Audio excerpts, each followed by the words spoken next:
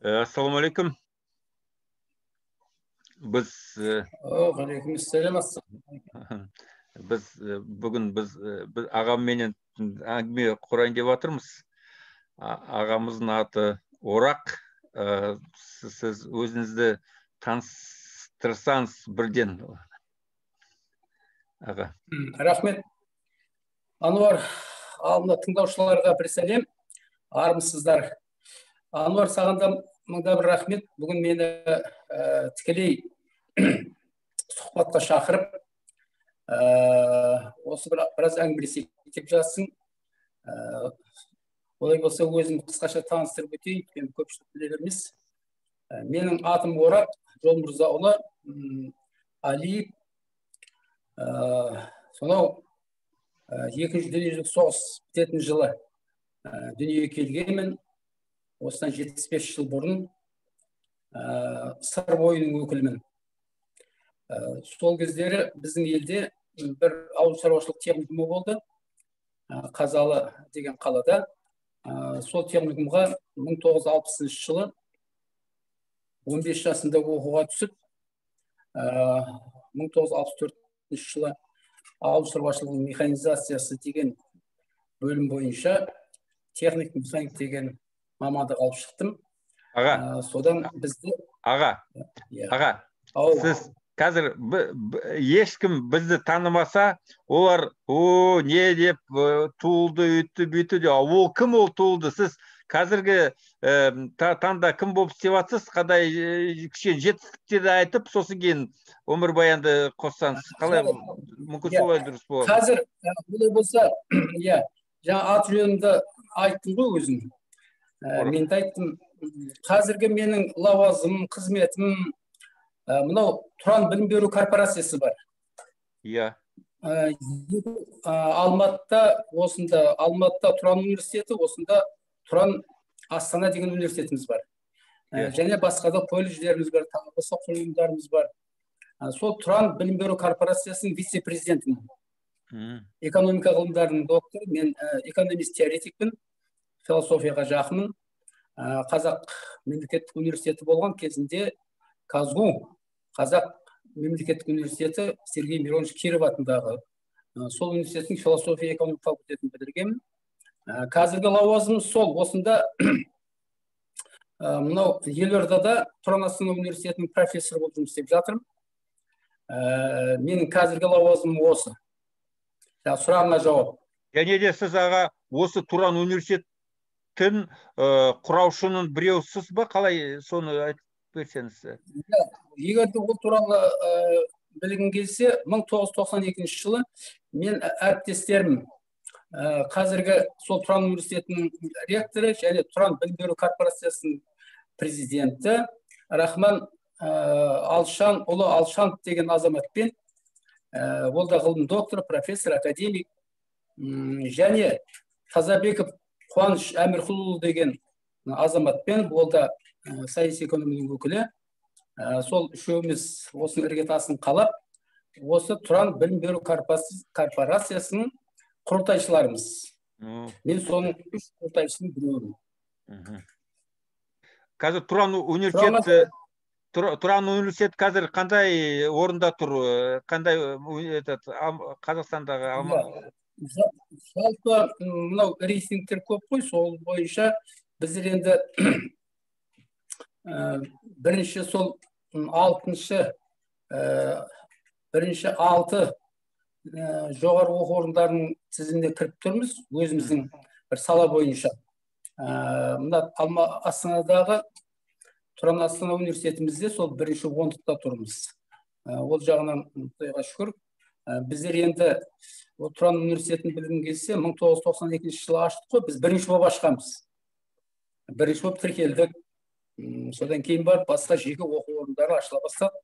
Енді мінеки 1-2 жылдан кейін 30 жылдығымызда атап өтетін шығармыз ба деген ойымыз бар. Әйтеуір әлімізше жұмыс істеп жатырмыз. Атақ абыройымыз жаман емес сияқты өзіміз мақтай беруге болмайды. Жұрттың айтуы бойынша әлгі тәуелсіз бағалайтын ұйымдардың айтуы бойынша міне осындай қызмет атқарып жатырмыз. Біз енді Тұран университетінің жаңа айттым ғой, 2 университет, 2 колледжіміз бар. Сосын анау неде тауда, Алатауда Тау Тұран деген студенттеріміз, оқытушыларымыздың, олар ата-аналарының демалатын орны бар, Тау Тұран деген. Және бірнеше ғылыми зерттеу институттарымыз бар, орталықтарымыз бар. Оған арасында келеміз, Қазақстан тану деген орталығымыз бар, қазақ тану деген. Бүгінгі болайын деп жатқан әңгімеге орай сол Қазақстан тану, қазақ тану ғылыми орталықтарының аясында болатын әңгіме. Өзім алдын ала ескертуім бойынша. Басқа не айтамыз? Бізде сол бакалавриат бағдарламасы бойынша, оның бер жағында магистратура бағдарламасы және PhD дейді, докторантура бағдарламасы бойынша жұмыс істеп жатырмыз. Көптеген мыңдаған шәкірттер даярлап, осы 28 жылдың ішінде осы 2 университетімізде, колледждерімізде, олардың ішінде әжептәуір көзге түскен азаматтар мен азаматшаларымыз, біздің шәкірттеріміз баршылық, шетелде жұмыс істеп жатқан, осы өзіміздің елімізде қызмет атқарып жатқан. Біраз біздің түлектеріміз баршылық, шүкір ол жағынан. Өткен айда білім министрліктер өткізген бір тексеру, содан біраз университеттердің лицензияны алынған, мамандықтардың алынған. Сіздерге ешқандай қиыншылық болған жоқ па осы тексеруден? Енді тексеру болып жатыр ғой, сонау 90-шы жылдары әсіресе тексерулер көп болды. Кейде бір жылдың ішінде бір 10 шақты тексерістер болған кездер болды. Одан кейін енді азды көпті мынау заңнамалық құжаттар даярланып, сол заң аясында тексерілуге көшті жоғарғы оқу орындары. Енді біздің өзімізге келетін болсақ, біраз министрлік тарапынан, тексерістер тарапынан біздің енді олқылық жерлерімізді көрсетіпті ғой кезінде, азды көпті. Соны біз басында жөндеп отырдық. Сондықтан бізге енді айтарлықтай кінә қойылып жатқан жоқ. Өйткені ол былай ғой, Ануар, әңгіме. Сол оқу орындарының басшылары, құрылтайшылары, сол өздерінің қызметтеріне, мынау білім беру деген өте нәзік, өте жауапты, керек десең киелі қызмет.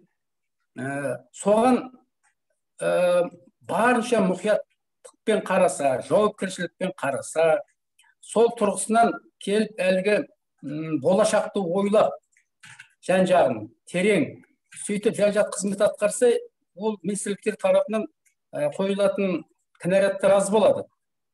Өкініштісі сол кейбір жағдайда сол жаңа әлгі айтқан құрылтайшылары мен сол басшылары сол қойш осыда жарайды қазіргі біздің қоғамымызға деген немқұрайлықпен әлгі қалай дейсің қарабайырлықпен сол қара дұрысын жолмен келіп сөйтіп өздері таяқ жеп жатады. Сондықтан қазіргі кездегі болып жатқан осы мынау тексерістердің нәтижесінде барлық енді заң аясында жүргізілу керек. Мысалы, лицензияны бірден алып тастау, мысалы, немесе қайтарып алу, ол баяу сіңген жағдайда, тіпті ешбір басқа шара қолданылмайтындай жағдайда ғана лицензиясын алуға болады. Мысалы да, онда да бүкіл институттың немесе бүкіл бір жоғарғы оқу орнының университеттің лицензиясы емес, белгілі бір мамандықтар бойынша бола ма? Ал енді оған 7 рет өлшеп 1 рет кесу керек қой. Мысалы, тексеріске келгеннің өзінде де, мысалы. Сондықтан бұл өзі екі жақты үлкен үдеріс. Біріншіден, жоғары жақтан тексеріс жағынан өте жауапкершілікпен, осы оқу орнының, білім саласының жалпы руханиятта, жалпы өркениетте, жалпы мәдениетте алатын орны мен рөлін терең түсініп, соны түйсініп, соны жүрегіне жеткізіп барып, әлгідей тексерістер жүргізілу керекті. Ал енді мына оқу орындары сол өз тұрғысынан да осындай жан-жақты не дейді, ақылға салып, жүрекке жеткізіп, істейтін жұмыстарын, атқаратын қызметтерін жауапкершілікпен жаңағы айтқандай атқарып жатса құба болар еді. Сондықтан енді қазіргі соңғы кезде болып жатқан осы оқу орындары мен министрліктің арасында болып жатқан кейбір мынау түсініспеушіліктер, қарама-қайшылықтар, солардың өздерін біз бақылап отырамыз міндетті түрде. Осы салада міне 50 жылдай болды ғой осы айналысып келе жатқанымызға. Сондықтан бұл жерде анау кәсіпорын мысалы бір дүңгіршек немесе бір шағын бір әлгі дүкендер сияқты емес қой, бұл оқу орындарына өз алдына бір ерекше бір көзқарас керек деген ойды айтқым келіп тұр да, шын айтып. Аға, қараңыз, қазір әлемде ең бірінші университеттер десе, олар құрама штат, Европада орналасқан. Былай мен сұрағанда Ресейдің қай ең ондыққа кіреді ма, 50-ге кіреді ма деп ақырындап сұрай бастан, негізінде 100-дің ішінде біреуді Ресейдің университеті кірмейді ма, кіреді ма, кірсе біреуі 90-шы орында болып тұрады. Сондай рейтингтерде. Олардың сонда сіз керемет қазір айтып жатсыз, қандай талап болу керек, қандай жауапкершілікпен, қалай терең енді шын жүрекпенен жұмыс істеу керек дегенде. Солардың енді университеттері сондай терең сіз айтқандай жасап жатыр ма? Оларды қайтып олар бүкіл енді әлемдегі бірінші университеттер сонда ма ескі, сондай бір танымалы, бәрі сол жерге оқысы келеді, сол дипломдары өте бағалайды. Олар қайтып жұмыс істеп жатыр деп ойлайсыз? Анвар, мен бұл қойып отқан сұрағымды екі жаққа бөлейін. Біріншісі әлгі жаңағы рейтинг туралы. Мен өз басым рейтингтерді еш уақытта қолдамайтын адаммын. Еш уақытта рейтингтерді қолдамаймын. Ол қолдан жасалынған дүниелер, рейтингтер, мысалы. Бұл бір.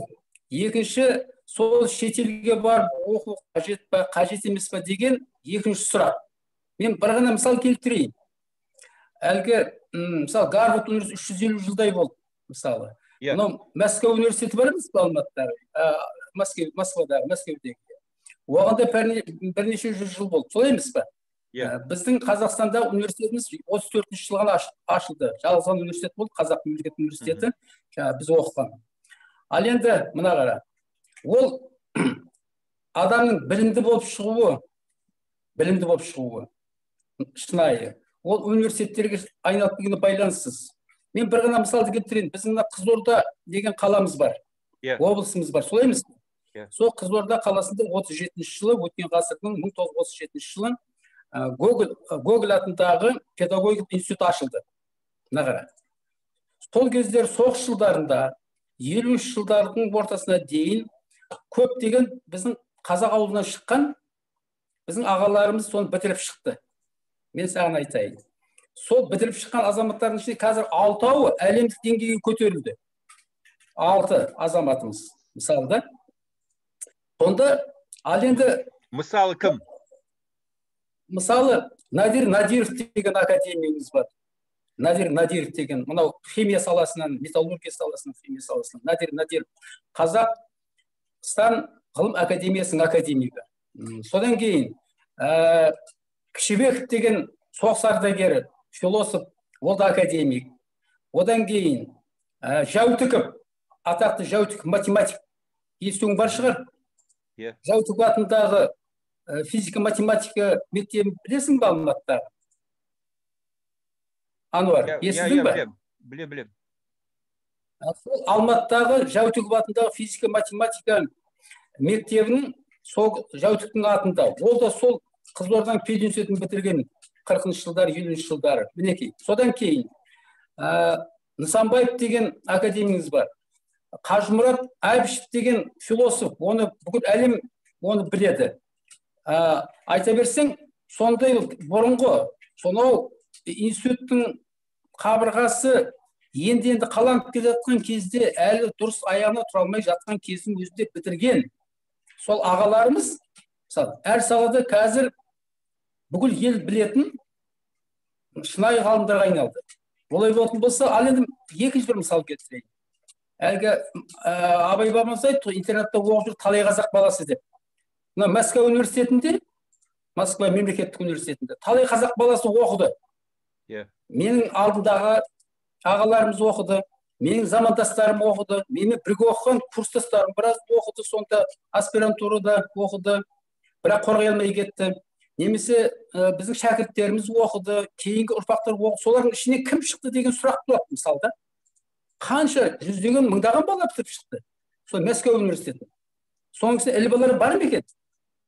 Немесе сол Гарвард университетін бітірген бәлем миллиондаған жастар бітіріп шықты, түлектер. Солардың ішінде елге шынайы үлес қосқандары саусақпен санары көп емес. Өйткені бұл жерде әңгіме оқу орнында емес. Мысалы, кеңес заманында сол Москвадағы институттағы бағдарлама, Қызылордадағы институттың бағдарламасымен бірдей болды, мысалы. Немесе біздің университеттің бағдарламасы, жаңағы мен оқыған, басқа да университеттің бағдарламасы бірдей болды. Ол адамның өзіне байланысты. Мысалы, мен бір мысал келтірейін. Бізде 20 бала бітіріп шықтық. Сол философия, экономика факультетін. Мысалы, 20 бала. Бізге алдымызға келген оқытушылар, ұстаздарымыз, бәрімізге бірдей оқыды ғой лекция. Жеке-дара маған оқыған жоқ. Немесе жеке-дара Алшановқа оқыған жоқ.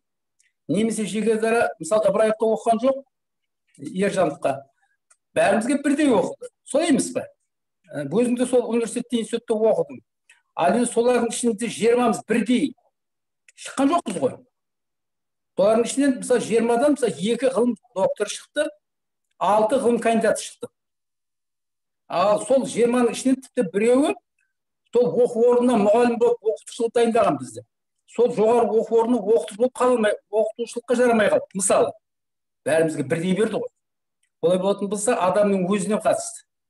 Жеке бұл қандай оймен, қандай мұратпен, қандай мақсатпен оқуға келді деген сұрақ туады. Бұл мәселе үлкен мәселе. Бұл туралы мен үлкен мақалалар жазғанмын. Жақсы, онда мен аға қосайын. Онда университетте оқымайда, егер дарынды осындай талпыныс болса, кітаптар бар, интернет бар, онда кеңес бермейсіз ба ондайларға? Міндетті. Мысалы, ол да біздің тарихымызда өте көп. Мысалы, Фридрих Энгельс дегенді еске шығарсыз, Карл Маркстың досы. Бар бітірген 9 класс гимназияны бітіріп келді әкесі. Ал енді оның 12 тілді білді. 20 тілде сөйледі. 12 тілде шығармаларын жазып кетті, мысалы. Ал енді Абай бабамыз алайық. Бар бітіргені, ана молдадан білім алды, діни білім алды, сосын 3 класс, орыс классын 3 классын бітірді. Абай қандай данышпан? Олай болатын болса, аны ресми түрде, мынау оқу барда, және одан кейін өздігінен оқу, өздігінен білім алу, самообразование. Бұл өте үлкен. Мысалы, Владимир Лениннің өзі университет бітірген жоқ. Оны экстерн, сырттай бітірді. Ал сен сұрағына келетін болсақ, қазіргі кезде, мысалы, сол университеттердің, сол мамандықтың бағдарламасын алып, Құдайға шүкір, мынау ақпарат көздері деген жетіп айырылады, мысалы. Толып жатыр. Әсіресе гуманитар саласында. Анау техникалық салада қиындау. Техникалық салада. Жаратылыстану мамандықтарында қиындау. Өйткені оларға не керек? Зертханалар керек. Оларға не керек? Әртүрлі құрал жабдықтар керек. Солай емес пе? Әртүрлі тәжірибе жасайтын. Ал мынау гуманитар саласында, жаңа өзің айтпақшы, ондайлар да бар. Қазіргі кезде мынау ресми түрде институт бітіріп, немесе сырттай оқып, содан кейін үлкен жетістікке жетіп жатқан адамдар, мысалы, азаматтарымыз аз емес. Мен Мұхтарбай Бөтелбаев деген математикті естіген шығарсың. Біздің бірінші нөмірлі математигіміз. Досым. Иә, ол кісіні мына, мысалы, қазіргі Москва мемлекеттік университетінің ректор Садовничий деген бар. Ректор Антонович Садовничий. Өзі академик, өзі математик. Сол көрген жерде құшақтап, ой, мынау математиканың кемеңгерісің ғой деп құшақтайды. О, гений математики деп. Ал сол кісі не бітірді? Қандай оқу бітірген білесің бе? Мына Бішкектегі ол кезде Фрунзе. Сондағы пединститут бітірді. 4 жыл соны бітірді, содан кейін Мәскеуге кетті. Ал енді, міне мысал деген толып жатыр. Олай болатын болса, ана бізді жастарды, олардың ата-аналарына дұрыс бағыт бағдар берілмейді. Оқу орындары деген не, оқу дегеніміз не, білім алудың қандай жолдары бар. Білім алғанда тек қана атына қызығып Гарвард, анау Кембридж деп, немесе анау Франциядағы университетіміз аты қандай еді жаңа ойбай, Сорбонна мысалы, немесе Ресейді алатын болса Мәскеу университеті деп жүгіреді, шапқылап. Орыс халқының бір мақалы бар: «За 3 моря летал, умнее не стал» деген. Мен кейде қазақша айтамын: 3 теңізден асып барып, ақылсыз болып оралған деген бір әлгі сол мақал қазақша аударған. Ондайлар көп, мыңдаған болашақ бағдарламасымен жеке өздерінің әке-шешесінің қаржысына барып оқып жатқан жастар бізде баршылық қазір. Пәлен мыңға жетті. Солардан кім шығып жатыр қазір?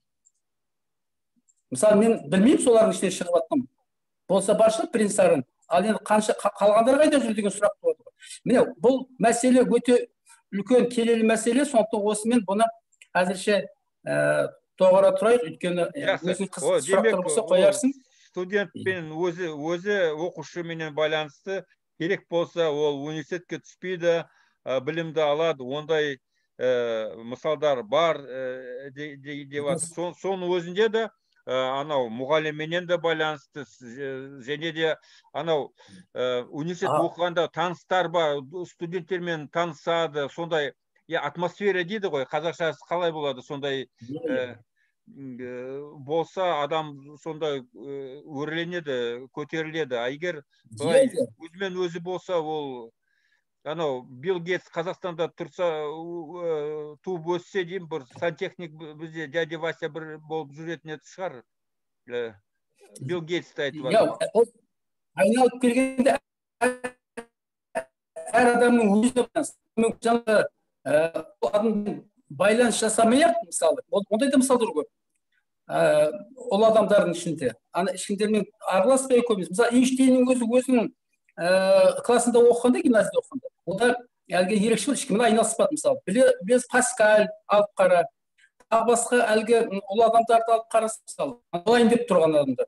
Көбінесе олар жеңілтек, әлгі жаңа ойын сауыққа көп араласпағандар. Ал араласқандар да болған ішінде, бірақ олар әлгі басқа жағынан өнер адамдары деген сияқты. Жалпы ол енді ортаның әсер ету, ықпал етуі ол да орынды, айтып отқаным. Ол да орынды. Бірақ ол айналып келгенде әркімнің алға қойған мақсат мұратына байланысты ғой. Қандай оймен оқуға түсті, ол не оймен түсті. Қандай түбінде ол ар жағын ойлады ма, тек қана әлгі екі жапырақ қағаз алып диплом алып шығу мен шектелді ме? Мысалы, қазір бір мысал келтірейін. Кейбіреулер тіпті мақтанады: менің 2 дипломым бар, 3 дипломым бар, 4-5 дипломы бар адамдар бар екен.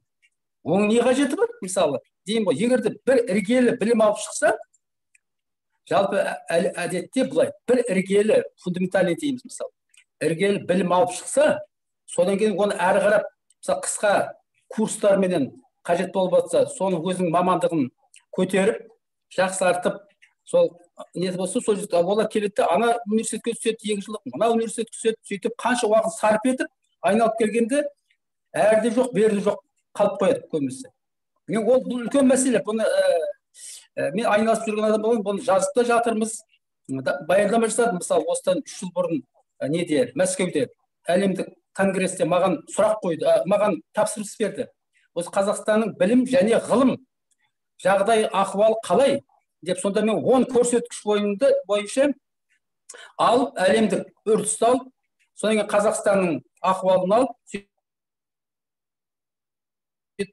екеуін салыстырып отырып, әлгі баяндама жасадым. Олар таң қалды. Осы Қазақстанның білім мен ғылымы осындай деңгейде ме деп. Енді амал жоқ, айтуға тура келді осылай. Жақсы. Жақсыға. Бұл үлкен мәселе. Бұны қалай жақсарту керек, қалай дамыту керек, ол туралы да өз пікірлеріміз бар. Ол басқа бір әңгімеге тақырып ретінде кейінірек арнайы шығуымызға болады. Бар. Жақсы. Аға, сіз осындай негізгі мамандығыңыз, жаңа айтып жатқан түсінгенімше экономист деп жатсыз, иә? сіз өзіңізді экономия болғанда мынау экономия ол экономиканың теоретигі, теориясы. Мен теоретикпін және методологпын. Методолог бұл әдіснама. Мен өзім экономист деп айтпаймын. Мен саяси экономия қазақшаға аударылды кезінде. Ол да дұрыс емес, саяси экономия, политэкономия. Мен политэкономия деп айтамын. Өйткені ол экономиканың философиясы, экономиканың теориясы, экономиканың әлгі түбегейлі қырларын, мысалы физиктер бар ғой, теоретик физиктер. Бізде көп қой. Менде химияның теоретиктері бар, мысалы математиканың теоретиктері бар. Сол сияқты мен өзім теоретикпін. Анау енді сіздің өмірбаяныңыз өте қызық. Бұлай болатын еді. Қазір мен де сұрасам, тыңдайтын кісілерді қалай болса, сізді қысқаша айту болатын еді. Бірақ та мен қазір сізге осындай тікелей жаңа политэкономияда, қазір сол политэкономиядан сұрайын. Бола ма? Қысқаша айтып өтуге болады. Айтыңыз. Қысқаша айтып өтейін, қалай келдім. Жаңа айттым ғой, теологияны бітірдім. Содан кейін бізді мынау ол кезде тың өлкесі дейді, Целина. Бір жыл механик болып жұмыс атқардым. Одан кейін 3 жыл әскерде болдым. Жылдарды айтасыз. Біздің кезімде 3 жылдық болды. Мен 65-68 жылдары 3 жыл әскерде болдым. Мына жыл жақта Өзбекстанда, Самарқандта 1 жыл болдым. Қалған 2 жылын өте танкист болдым. Содан кейін 68 жыл әскерден келгеннен кейін баяғы өзім бітіріп кеткен техникум бар емес пе, ауыл шаруашылық техникумы. Сонда 1 жыл мұғалім болып істедім. Мен мұғалімдік оқытушылық содан бастап 68 жыл басталды. Содан кейін 5 жыл Қазақ мемлекеттік университетінің философия экономика факультетінің саяси экономия бөлімін бітірдім. Бірақ өзім философияға жақын болдым. Әу баста философ боламын деп келгенмін. Сол құжаттарымды тапсырамын деп. Бірақ өзім философияға, онсыз да мен философияға жақынмын. Бүкіл генетикалық жағынан, ойлау стиль жағынан. Сондықтан мен мына өмірге бір табандылықты жақындау, экономика деген сөз бар ғой ішінде, саяси экономияны ғой. Бірақ менің өмірлік нем 25 жыл бітіргеннен кейін 25 жыл қызмет атқардым. Ассистенттіктен, соң кафедра меңгерушісі болдым. Содан кейін университет ашып, мына Тұран университетін. Содан ғылыми жұмыс жөніндегі проректор болдым, оқу жұмыс жөніндегі. Одан кейін осы Астана университетінде шамалы уақыт ректор болып істедім. Бірақ мен ректорлық жұмысқа, ондай жұмысқа мен бейімсіз, мен ғылымның адамы, зерттеуші. Сондықтан дер кезінде 2007 жылдан бастап 13 жыл болды таза зерттеушілік, шығармашылық жолмен айналысып жатқан адам. Міне осы мен қысқаша. Жақсы, қысқаша. Бірақ та бір арнайы бір кішкене осы сіздің өмірбаяныңызды кішкене көбірек тыңдағым келеді да. Бірақ та соның өзінде қазір осы қазіргі өмірімізге жақындау, осы саяси экономикадан сұрақ қоя берейін, кішкене қаттырақ сөйлейін, мен сізді сыйлаймын ғой, соның өзінде бір қазір бір жұмсақ сөйлесем, онда мен ақылым істемей қалады. Дұрыс. Сосын мен қаттырақ сөйлеймін. Аға, сіз өзіңіз коммунист, социалистік кезінде өмір сүрдіңіз біраз уақыт, Брежнев кезінде дейік, мүмкін Хрущевта да кезінде де болған шығарсыз. Жоқ, Сталиннің заманында мектепте бар. Мен Сталиннің заманынан сол кездегі патриот болған шығарсыз, коммунист болдыңыз, болмадыңыз, оны білмеймін, бірақ та комсомол сол уақыттарда идеядан сіз былай сіңгіргенсіз және оны қолдағансыз, дұрыс деп санағансыз, сол ғылыми ретінде. Қазір біз басқа... Санатта келіп жатырмын, Қалай? Санатта келіп жатырмын деймін. Сол жаңа сен айтқан измдердің несін. Өйткені ол туралы айтамыз әлі, айта бер. Қазір енді уақыт өзгерді. Сіз енді өзіңізді мен коммунистпін деп атқан жоқсыз. сіз қалай осы жарайды, мен осылай сұрайын, жалғастыра берейін. Біздің үкіметіміз, Қазақстанымыз осы бір жүйеде, социалистік коммунистік жүйеден қазір нарықты экономикаға өтті. Бірақ та бізге осылай, маған бір қорадан екінші қораға ерді тыққандай болып көрініп тұр маған. Ғалымдар, ешкім бұны бізге түсіндіртіп атқан жоқ. Пікір талас жоқ. Кімдікі дұрыс, кімдікі теріс деп айтылып атқан жоқ. Сондай талқылау әңгімелеріміз жоқ бір-бірімізбен. Алло, біз байланыс үзіліп қалды ма? Аға. Сіздің интернетіңіз онда жақсы. Онда біз не істейік? Қайтадан.